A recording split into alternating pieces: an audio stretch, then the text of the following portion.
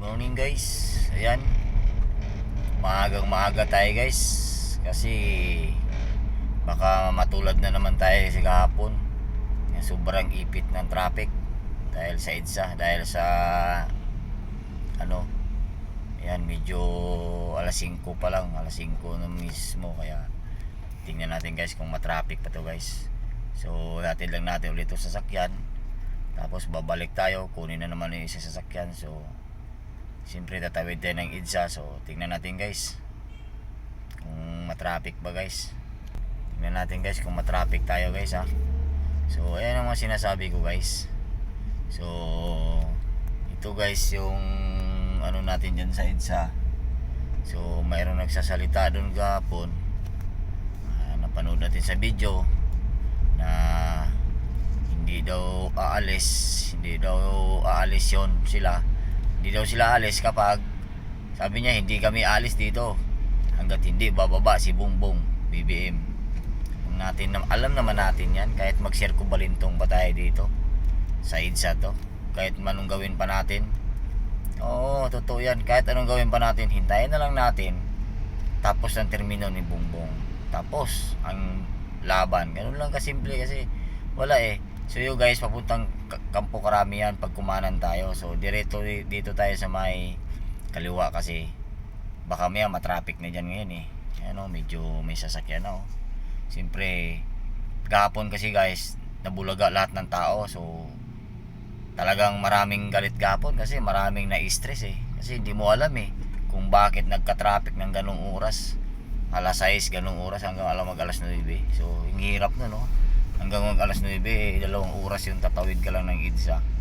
Lapit-lapit lang. So ayan guys, tingnan natin. Ito wala pang traffic kasi alas 5 pa lang eh. So marami nang alam ngayon na mayroon pa rin ngayon sa EDSA, may rally pa rin. So hindi natin, maraming sigurong ano na hindi na lang papasok. Pero gahapon talaga grabe. Tapos sabayan pa ng ulan gahapon. Diyos ko po, talagang nagka-stress na lahat ng taong papasok.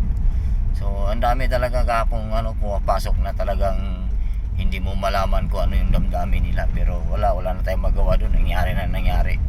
So ayan, medyo wala ang traffic pa ngayon, alas 5 pa. So pagbalik natin, baka hindi na tayo dadaan dito sa daan ko. Doon ako sa malayo, iwas na dito kasi baka mamaya ma-traffic na to. Hindi ko alam. Yun lang guys, aga-aga natin kasi kukunin na naman natin yung sasakyan na hinatid natin kahapon, kasi gagamitin na yun kasi bago-bago yun. So hindi pala sa akin yung sasakyan yun, sa bus ko pala yun. So yung mga guys, kumin lang tayo, abangan natin yung sinasabi nung na hindi raw aalis hanggat hindi ko alam kung sino yung yun eh, yung kababayan natin nagsasalita. Basta hindi na siya alis kapag hindi bababa si Marcos. Hindi talaga bababa yan. Kahit naman sino, bababa ba yun? Kahit ako presidente ba ito, bababa. Trabaho lang ako ng trabaho, diba? Trabaho lang naman talaga yung presidente natin eh. Tsaka isa lang masasabi ko sa inyo guys huwag niyong maliitin yan si BBM, kasi lagay din ng Diyos yan eh. Paano mo masabi lagay ng Diyos? Siyempre ilagay siya ng Diyos dyan eh. Ikaw para maging presidente ng Pilipinas, di ba? Ganyan lang yun guys.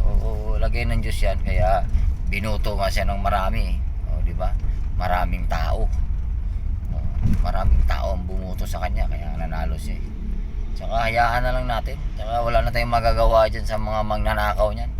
Ngayon, isa lang din masasabi ko, kung sasabihin natin si Marcos ay magnanakaw din, o siya yung mastermind dyan, mayroon bang magnanakaw nga aaminin yung di ba? Bira ka lang makakita ng, tingin ko nga parang wala walang magnanakaw nga aamin. Maniwala ka sa akin, walang magnanakaw nga aamin. Ipitpitin mo pa yan. Tsaka siya nga yung siya nga yung nagsasabi na ganito ganyan yung blood control, di ba? So marami naman nakukulong, marami parang ipapakulong, marami din ikukulong, marami din hindi nahuli, o ganun lang. Si lumayas na sa ibang bansa, marami ng pera na nanakaw.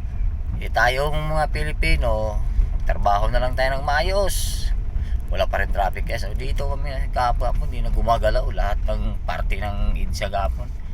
Hindi ko alam kung tapos na sila ngayon o mayroon, pero alam ko mayroon pa rin sila ngayon kasi kumuha ng permit kahapon Gahapon kasi nabulaga yung mga tao kasi parang walang kaalam-alam talaga yung mga tao nga may ano pala doon.